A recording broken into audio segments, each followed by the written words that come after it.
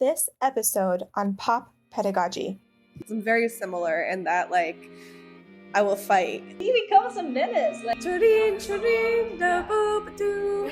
He is a single teacher. He's not married, which is very important because that's why his school chooses to send him to a very small village. Interesting because there's these really kind of overt elements of sexism, but also we are going to be talking about El Profe. Class dismissed. Remember how scary your first days at school were, so I'd like you to be especially nice to me till then. Captain, my captain. Sit down, Mr. Anderson. Are you going to teach us anything, or are we just going to sit here? Welcome to Pop Pedagogy. Hi, Melissa. Hey, Nichole. How's it going? It's good. Where are you in the world today? I am right across the room from you in Lima. I'm in Lima too. This is the first episode where I'm not I'm traveling as well, because every episode you're like, I'm in Istanbul, I'm in Italy, and I'm like, I'm in Virginia. Well, what can I say? But today we're both in Lima. Yes. And it's appropriate because we're reviewing what today? Oh wait, first maybe we should say if we had any snacks. We're full. We're very full. We're not snacking for this movie because we just ate a lot of chifa, which is Peruvian Chinese food, and it was very good. It was so much. We still have leftovers in the fridge. Yeah. So this is the first episode where we're in the same place at the same time. So yay. What movie are we watching today? So we are going to be talking about El Profe, which is a Mexican movie from 1971. That's, an older movie. Very, very old. What made you want to watch this movie, Melissa? So Cantinflas, who is the star of the movie, he's a beloved Mexican comedian. Beloved all around Latin America, and I just remember growing up watching his movies because my grandma was really into him. And El Profe, it's just like the one movie where he is in character as a teacher.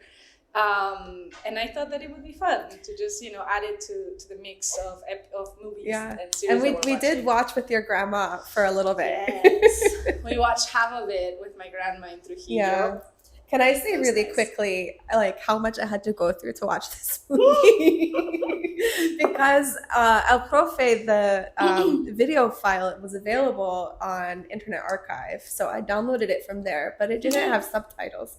So it was a journey through Mordor to get the subtitles.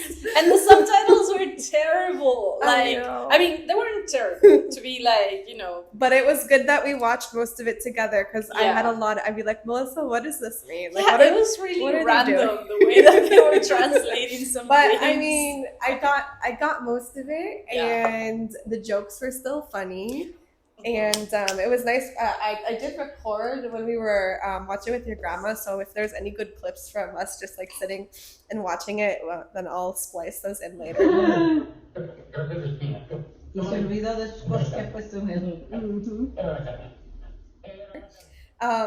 why don't you tell us a little bit, recap, since I think probably you have a better understanding of I have watched this movie a couple of times throughout my life, but basically this movie is about a teacher named Socrates, and he is a single teacher. He's not married, which is very important because that's why his school chooses to send him to a very small village. And now that happens in small towns here, does it? With teachers and doctors. That's cool. My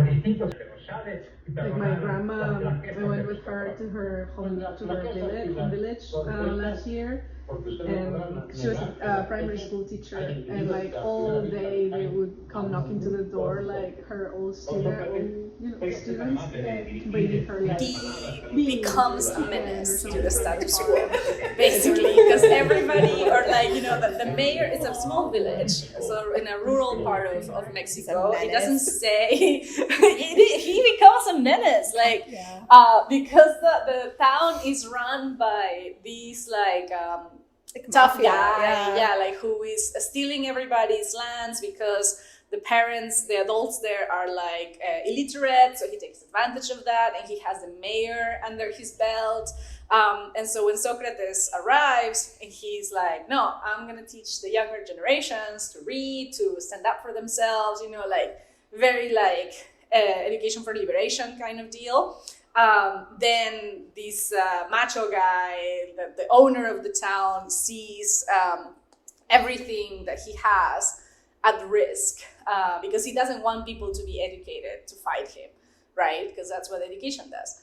And so Socrates gets on the wrong side of the more powerful people in the town, and shit starts happening.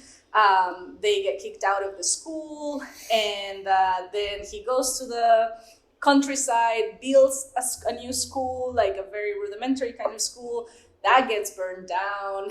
And then the governor of the region is coming to visit the town. Because does he come to visit because he writes the letter? No. He is the governor is on a tour. Okay. And he's just like stopping by to check that everything's going well. And so because Socrates writes a letter. See, this is like it never gets sent to the governor. Okay.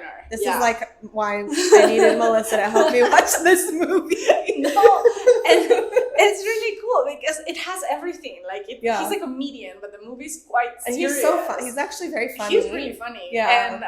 And but he gets beaten up. They kidnap him to prevent him from meeting the governor. They put like a gun to his head. Yeah, like all this shit happens. Yeah. But then the movie ends on a really positive note because the kids that Socrates teaches, they go and rescue him from, being tied up in a room about to get killed. And so he makes like this really powerful entrance. Like all the kids flood. That scene is amazing. It's a fantastic movie. Like, it is a product of its time, as we were talking about the other day, because you see like there's no girls in the town. There's absolutely zero girls. There's this is a school. Girls, This is like a one. How do you call the school? Like a one-room school. A one-room school, and it's only boys, and they're all kind of the same age. And it's not only there's only boys in the school. We don't see any little girls in the whole movie. There's like one woman that is featured in the movie, and then a few mothers who he chastises for how they appear. Right. Yeah, exactly. So the sexism in the movie, but the other thing, like, it's interesting because there's these really kind of overt elements of sexism, but also like he tells Hortensia, who's like the main woman in the movie, that he'll like the main love interest. Well, Hortensia is like thirsty as F for Socrates from the first to the last moment. She's smitten. She's smitten from his little wispy mustache has sent her over the edge. And Socrates is like an intellectual, like he speaks philosophy, he plays the piano, he's funny, he's charming and all of that. But anyway, like the movie ends in a good note because he does get to talk to the governor. Yeah. And Socrates at some point gathers evidence that this businessman is stealing land from the peasants. And so everything, goes back to the way they were. Justice is made. Justice is a big theme that he keeps mentioning, Socrates, along his teaching lessons and stuff. And then he asks the governor to get him a proper school. So at the end of the movie, we see him, in this like big, nice building with all of the kids coming and going, like happy, merry. And him and Hortensia decide to have a baby. They just decide to have a baby on the spot. Muchas veces, pero yo creo que esto no es cuestión de uno, sino más bien es el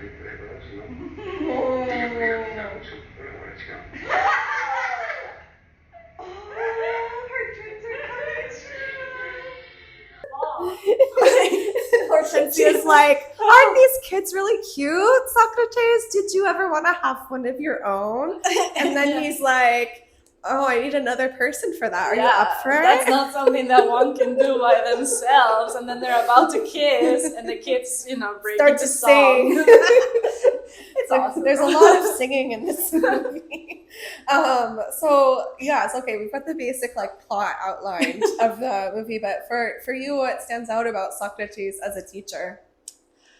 I think that he represents this kind of teacher that is not kind of limited by the classroom. Like, we see him along the movie go into very disruptive kind of actions. Like, at some point he goes into a bar, because he realizes that the school needs to be improved. It's just like a room, right? And he asks for resources. He goes into straight to action, a little reckless a lot of times, But there's a lot of energy, I think, that he puts into building something from scratch. He builds community. Yeah.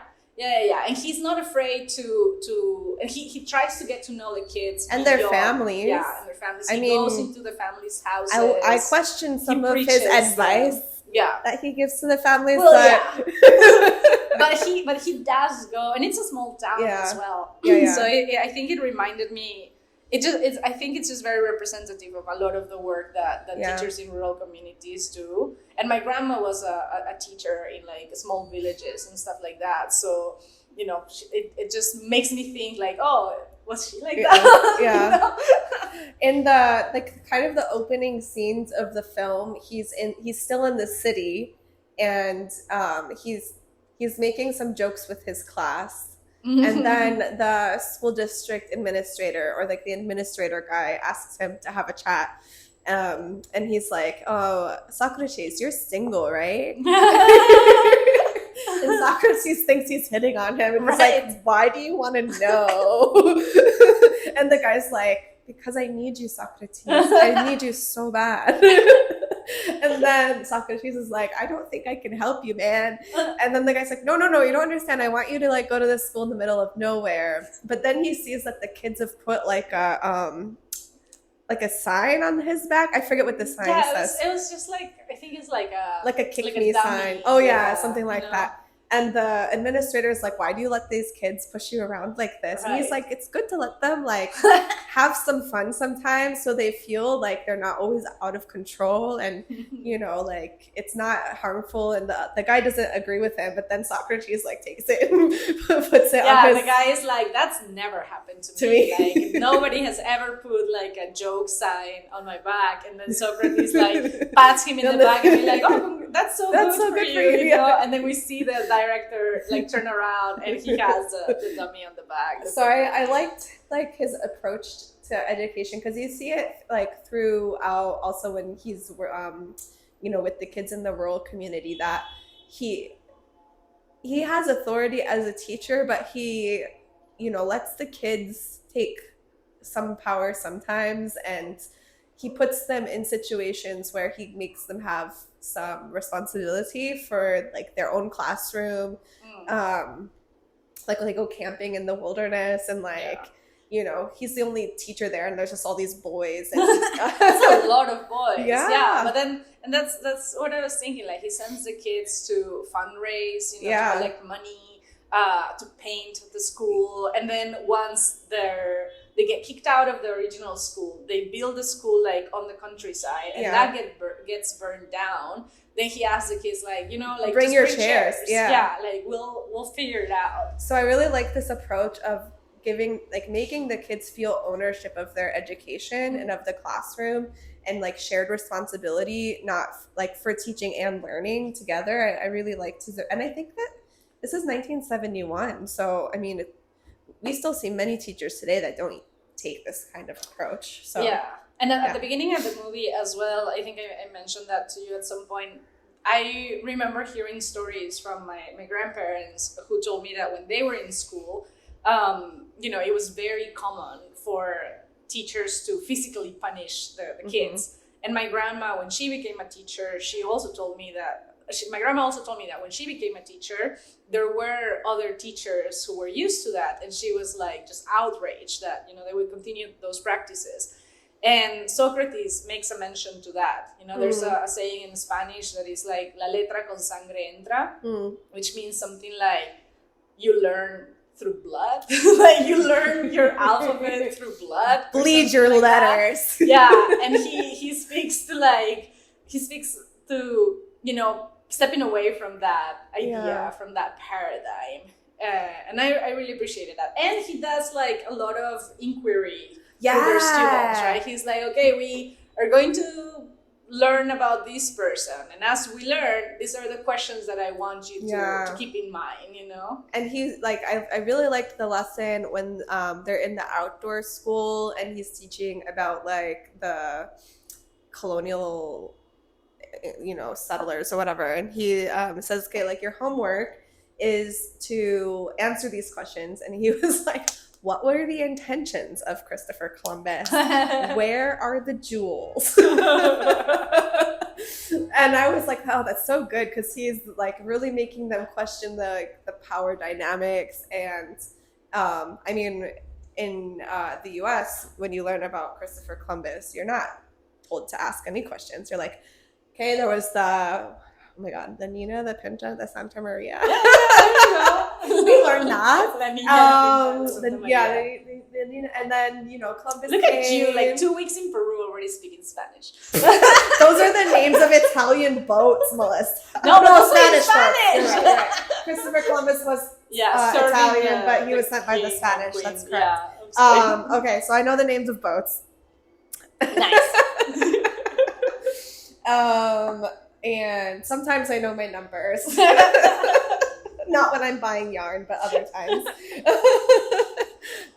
So yeah, and I really liked that lesson, because maybe that was more common to question in Mexico in 1970s, but like we certainly were never taught to question colonialism. Like I feel like that's a very recent kind of dynamic among the youth that emerged, you know, when social media kind of emerged and people could have more conversations with people who are different from them and have different perspectives.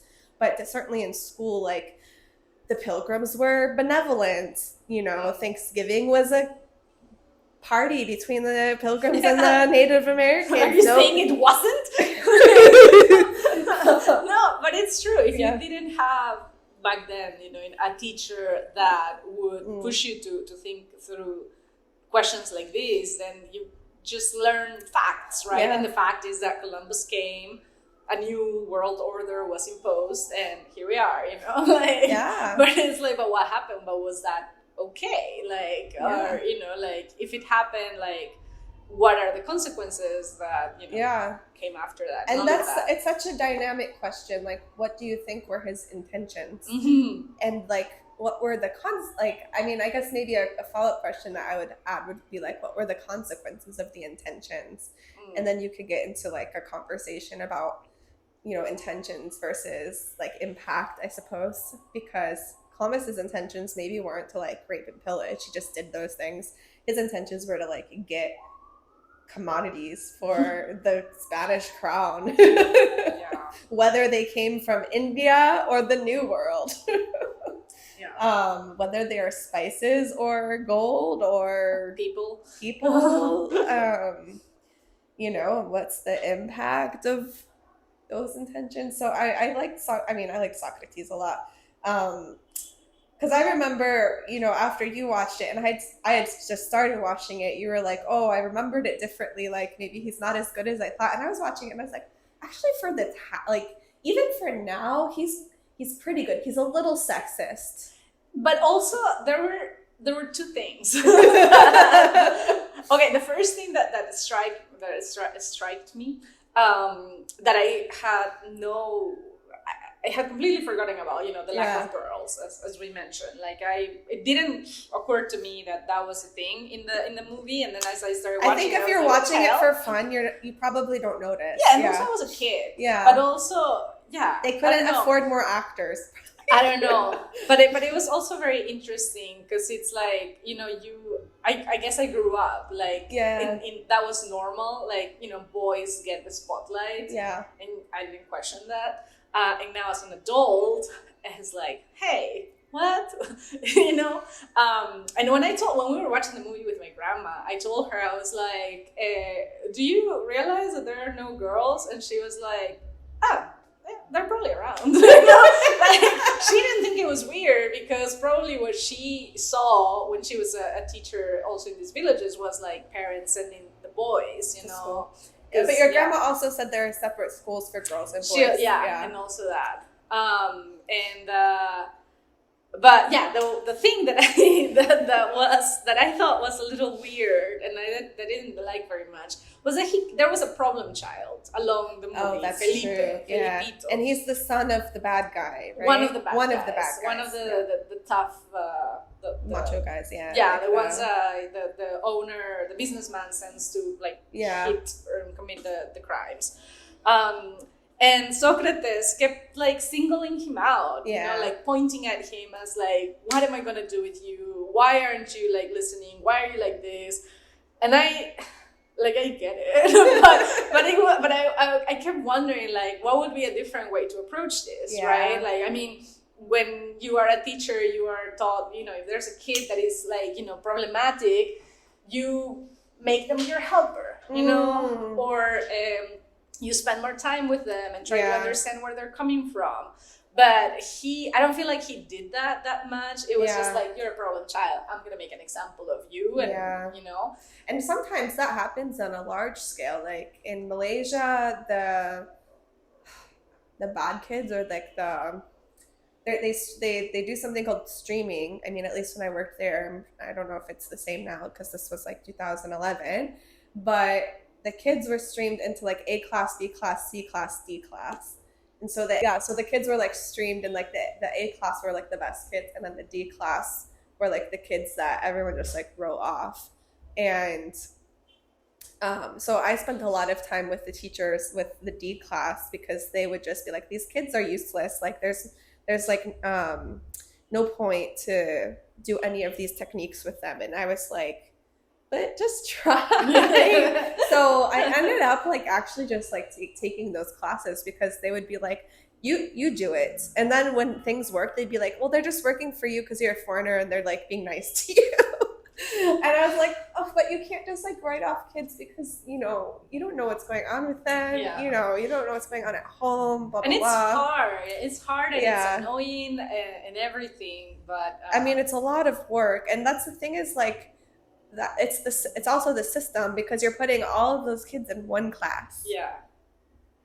So it's going to be extra difficult. And I don't know, I guess there's a lot of teachers who have different preferences on like, do they want a class with like a lot of mixed abilities or, this kind of streaming thing where they try to group kids together with, similar abilities. But I've worked with very mixed classrooms and it's a lot of work to set up a system that works for the class, but once you figure that out and you set it up, in my experience, it's much easier. Yeah, I remember like, Montessori's like principles, like if you mix kids of different ages, different abilities, because they build, in that way they support each other. They build a community, they grow into like, mentor-mentee kind of situation. And that naturally happens among kids, right? Yeah. So yeah, and then there's a second thing. I was like, oh, I don't know how I feel about this because the romantic interest, Hortensia, there's one scene where she is being serenaded by one of the tough guys in the town, and then Socrates shows up to serenade her as well with his school kids, and I'm like, are you using your child labor like to flirt for like cortejo? Like what? And I mean, I guess the kids were happy to do it or something. I don't know, but that's I would advise against that. I'm actually like remembering now that you've said that when I was in middle school, one of my teachers started dating another one of my teachers. Aw. And they were both because this is when I was like in middle school and I was in volleyball, and they were both volleyball coaches, and that's how they started getting together, because they were coaching different teams and I was on one of the teams. And I'm pretty sure that we had some involvement in like a proposal of some kind. I don't remember, like, it's a long time. I mean, obviously it's a long time ago. I'm very old. But I'm pretty sure that I was involved in like some kind of romantic interlude between like two teachers, because they were like both volleyball coaches. So I don't know, maybe it's normal. But in this scene in particular, it was during the nighttime. That's true. And it was on the street. That's true. So I don't know. It's also again, like small town. village, Yeah. It's like a small town. Like the kids would probably be like in the street anyway. Yeah, they were like, well, Like, there's nothing else to going do on tonight. Yeah, Let me just like serenade Hortensia. Like poor Hortensia is like so like into Socrates that, you know, and like after I'm just remembering like it because I think this is something that, and probably something that my grandma enjoys about these movies a lot, is that they're very theatrical. Yeah. There's a lot of like Mexican stars from that era, like the golden era of Mexican cinema, that were like singers and were like all like, you know, Yeah, like, like a little bit like charming. Danny Kaye or like yeah. Like the gestures, like the facial features, the gestures, the actions, they're all just kind of like grandiose. And Socrates was making those kids sing like Oh. every other scene. Like there was a lot of like child like choral, which is good pedagogy, you know, like our brains. But like, what were the music. songs that they were singing? Were they like lesson oriented?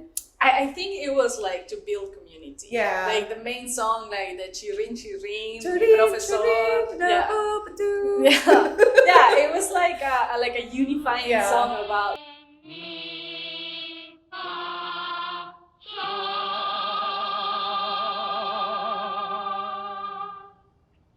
Chirin, chirin, το digo yo, διαδέβηση, διαμένtis no. Chirin, chirin, mi profesor, mi modo. You know, like, hey, we just have to go study. You know? And then when Just they go get to their school, they sing that song at the end. Yeah. Which was cute. Yeah. That's like, I guess, I don't know if the equivalent of an "Oh Captain, My Captain." You know? A little, yeah, a little. It's a little bit like that.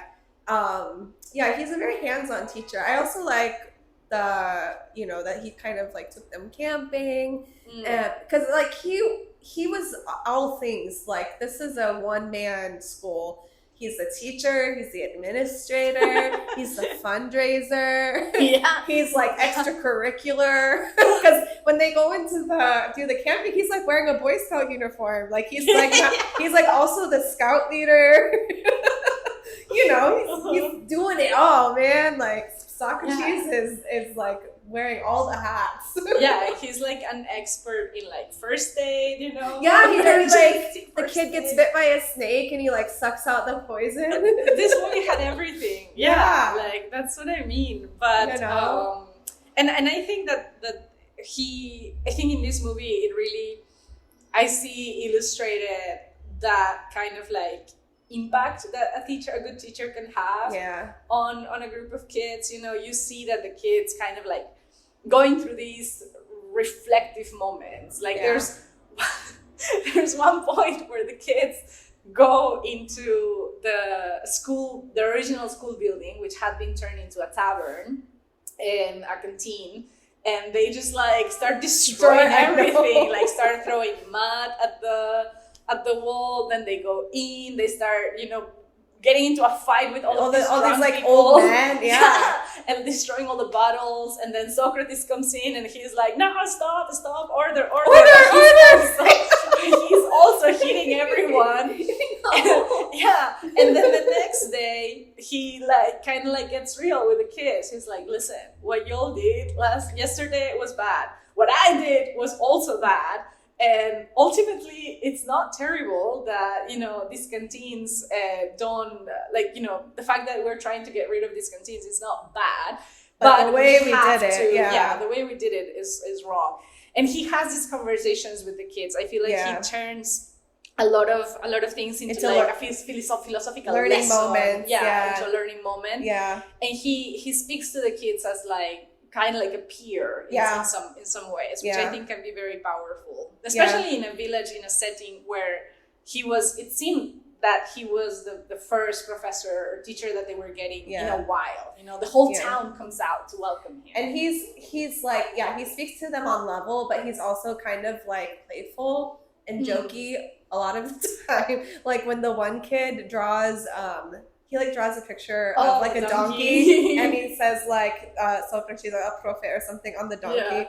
And then the Socrates, he's like, okay, you're gonna stay after school and you're gonna write 100 times, I won't draw pictures of my father. And like the kids, because like before he said the my father bit, the kids were like, oh, he's so offended. Oh, and then he kind of like turned it around and like made it, you know, a joke, maybe an inappropriate joke, but you know, he kind of has this dynamic where he like talks to them on level, but he's also kind of playful. So I feel like it creates like a dynamic of trust between them. Yeah. And at the end, like that kid is the one who ultimately like helps to save him from the gangsters who are like kidnapping him and stuff, because one of them is like his father. And like the other kids have to convince him, like, you know, please just help him, it's fine, like, you know, and they're like, he saved your life from the snake. So yeah, I really like that dynamic of Socrates. And I liked also how you know, like he does have this kind of sexism, but also like when he saw, okay, I don't really understand like Hortensia's situation, but like she wanted to take an exam or something, and he said he was gonna tutor her for like meals because she was feeding him all the time. She said, so, I think because she's literate, she can read and write. Yeah. So she's a widow. Like, apparently her guy like died on the day of the wedding or before or something like that, but right around the wedding. But yeah, they have this conversation where she's like, oh, maybe I could take some. Oh, he wants to help her to also become a teacher. Oh. Yeah, that was kind of like the. So maybe the girls will have a school. Hopefully in the second hypothetical movie, the sequel, the girls of the town show up. They have a school. And they sing the song, and they love Hortensia, and they're a power couple teaching the kids. We need a sequel. It's a love story. There should be a sequel. Okay, anyone listening out here in Mexican cinema, can you make a sequel, please, to El Profe? I know that like the actors are dead, but you can just recast. They just still have to have the mustache and the hair. Hortensia is like Beehive hairdo. Well, Melissa, we're coming to like the end of the episode. Right. So what would you say are the main lessons we can take away from Socrates as a teacher?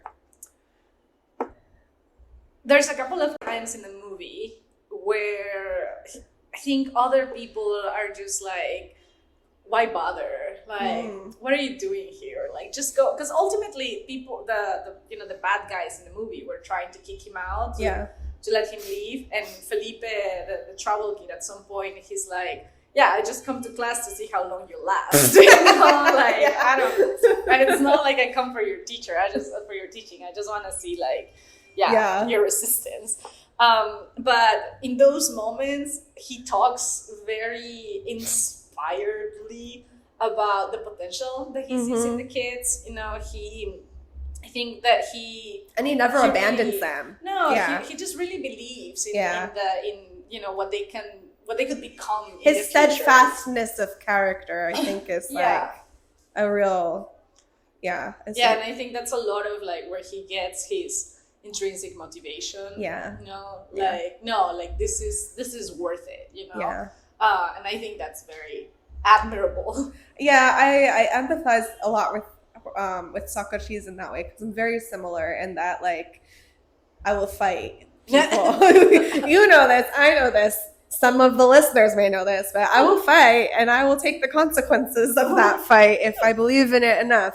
And I really empathized with Socrates in that way. He like almost takes a bullet to the head. So Literally, yeah. literally. So that's very admirable. He believes in education, and he says, like, every time someone's trying to kick him out, he says, I'm not going to leave these students in ignorance. If it kills me, I'm going to continue on. So we love you, Socrates. Not as much as Hortensia, but poor Hortensia. I love Hortensia. But this I love that they included at least one female character. Oh my goodness. You know? But I feel like, listeners, you probably have not seen this film. So we're going to upload my horrible subtitle version downloaded from Internet Archive. I think it's legal since it was on Internet Archive. If we get asked to take it down, we'll take it down. But you can watch El Profe on YouTube on our YouTube page, Open Learning Collective, and it's on Daily Motion. That's the one with Spanish subtitles. No Spanish subtitles. Just no Spanish. Yeah, no subtitles. No subtitles. It's on Daily Motion, and like we'll also put the link to the file on Internet Archive on the website.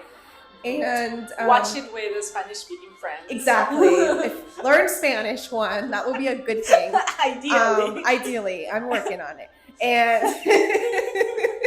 to watch it with a Spanish-speaking friend, or 3, you can watch the badly produced subtitles. And then next time, we're going to be watching Matilda. Ooh, nice. And looking at Miss Honey. Is Miss Honey a good teacher? So stay tuned for that, and see you then. Bring your snacks. Wait, we didn't say if like the star or the we didn't give any stars. That's right. Okay.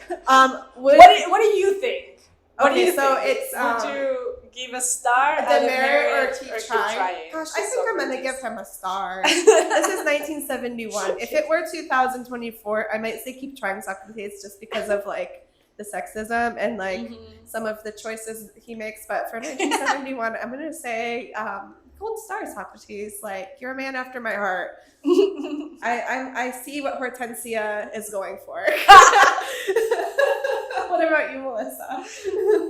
I think that the man gets the village a school, like a proper school, you know. So that's pretty heroic, and it just made me think about everything that teachers did during the school closures due to the COVID-19 pandemic. So definitely, I think at the end of the movie, at the end of those 2 hours, I was like, gold star, Socrates, for sure. All right, well, thanks everyone, and we'll see you next time. Thank you. Pop Pedagogy. Bye. Bye.